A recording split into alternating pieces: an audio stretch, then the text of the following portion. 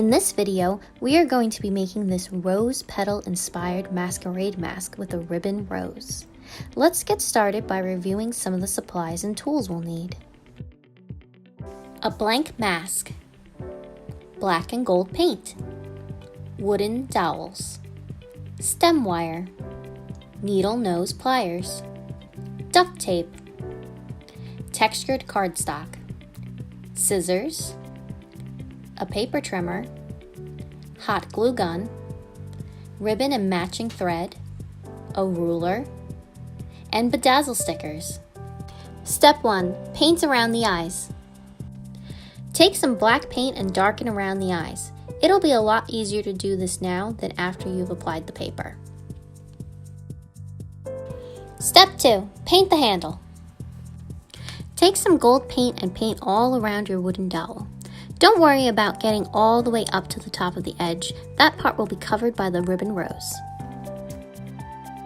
Step 3. Cut the paper. Take your paper and cut a 1 inch by 8.5 inch strip. I've chosen 5 different textured papers, so I'll need about 2 strips of each color.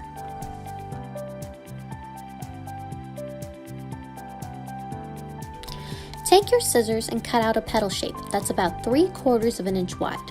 There's no correct shape, just try to round your edges.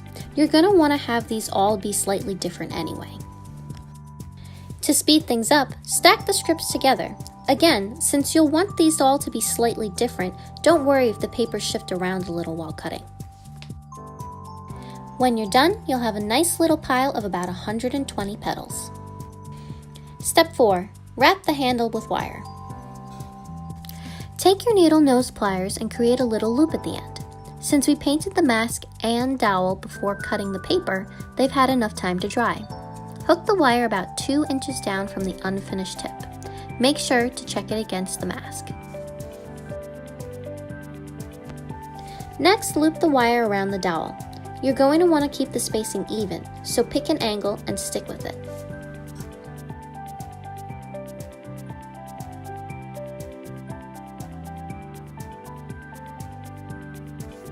When you get to the end, you'll want to bend the tip of the wire so that you don't have any sharp edges sticking out.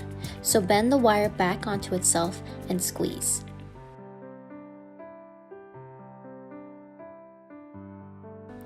Then finish wrapping the end and squeeze again so that the wire is tight to the dowel.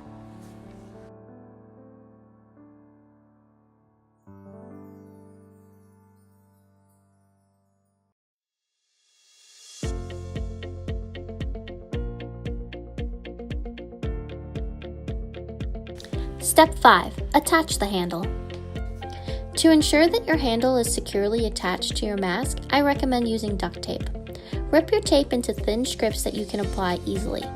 Duct tape is designed to rip, so practice on a few strips if you have to, and avoid getting your scissors sticky. Loosely apply 2 strips to start. Before adding more, check that the handle is at the right position and angle by holding it up to your face. If you're satisfied, continue adding more strips until you feel like the handle has a strong bond with the mask. If not, readjust and try again. Step 6. Hot glue the petals. After your hot glue gun has warmed, add a small squeeze of glue onto the corner end of your mask. Pick a color, any color, to attach.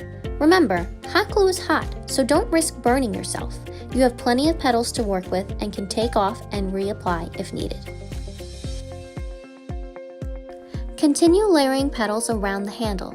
You don't need to glue directly on the handle because that's where the ribbon rose will go. Add petals to the top layer of the mask. There's no specific order, just whatever pattern you like. And easily remove hot glue strings once they've cooled and hardened. Now layer petals onto the bottom half of the mask. Then move on to the inner edges along the eyes, leaving some space for the black paint to show.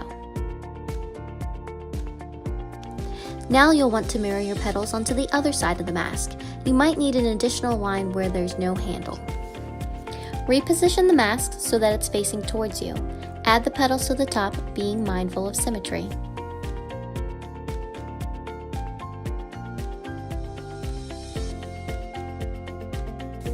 Face the mask away from you and add petals to the nose. These petals will require a little more hot glue and pressure to form to the shape of the mask. As we work our way towards the center, we will need to start cutting some of our petals to fill in the last empty spaces. It might be easier to apply the hot glue directly to the petals on these final pieces.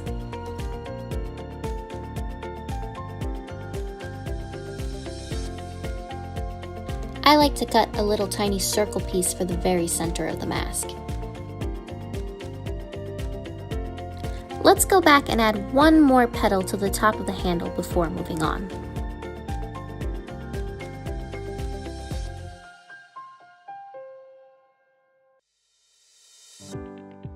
Step 7. Make the ribbon rose. Measure out 36 inches or 1 yard of no wire ribbon. It's important that the ribbon doesn't have wire because we're going to need it to be very flexible. You'll want to measure about 12 inches of thread too and put it through the needle before moving on to this next step. Fold the center point of the ribbon on a 45-degree angle. Then alternate folding each end of the ribbon back and forth onto itself.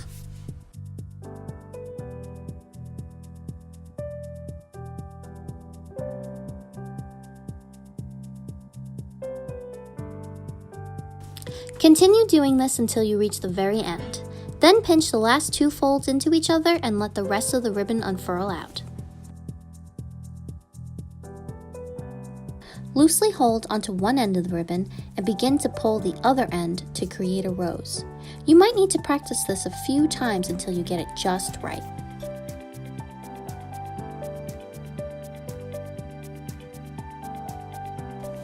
When you have a rose you're happy with, wrap the short end around the base and tack stitch it into place.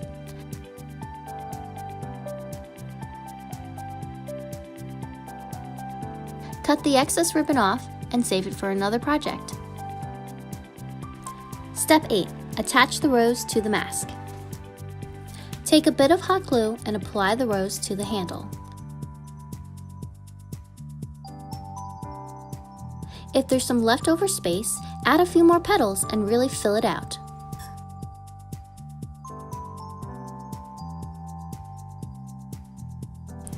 Step 9. Touch up and bedazzle. If needed, go back with a little bit of black paint and touch up the eyes. Then add your favorite bedazzle stickers. Press hard when applied to really make them stick. As an alternative, you can add a ribbon tie instead of a handle. Just cut 2 14-inch long pieces of 3/8 inch thick ribbon and remove the ribbon that came with the mask. Slip one end of the ribbon into the mask.